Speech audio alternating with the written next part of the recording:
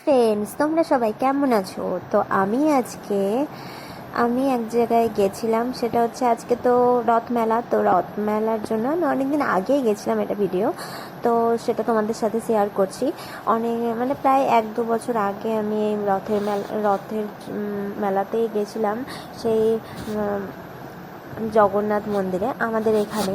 খুব সুন্দর লাগলো, জায়গাটা খুব সুন্দর। আর সেখানে যে ব্রাহ্মণ ছিল, সেই পুরোহিত সুন্দর একটা মানে আরতি করছিল, আর সেই ময়ূরের পালক দিয়ে যে আরতিটা করছিল, আমার সেই লাগছিল, সেই মনে হচ্ছিল ছেড়ে আসতে ইচ্ছা করছিল না। তো আমি ওখানে কিছুক্ষণ ছিলাম। তো ওখানে আমার খুবই মানে ভালো লাগলো। আর আমি 2 বছর পরে গেছি, কিন্তু সেখানকার ভিডিও আমার ততটা নেওয়া হয়নি। তো অনেক লোকই ছিল প্রায়। আর আমরা ওখান থেকে বেরিয়ে গেলাম তারপরে।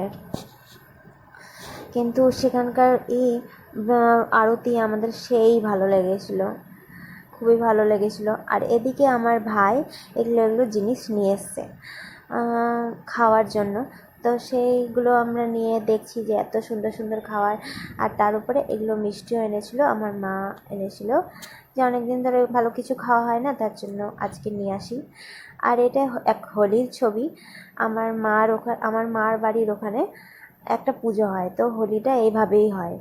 তো আজকে পুচকার জন্মদিন ছিল, তো আমরা জন্মদিন ছোটোখাটোভাবে বাড়িতে সেলিব্রেট করে নিয়েছিলাম। তো সেখানে দেখো আমার মা আমার বাচ্চাকে খাওয়াচ্ছে, আমিও এদিকে একটু স্টাইল করে নিচ্ছি। ভাই, আমার চুলটা একটু খারাপ হয়ে গেছিলো, আমি একটু বাইরে গেছিলাম বাজার করতে, আর সেখান থেকে এসে দেখছি যে একটা অ্যারেঞ্জমেন্ট করেছে আমার ভাই। তো তার জন্য আমি এসে একটু রং ঢং লাগিয়ে আমরা শুরু হয়ে গেলাম।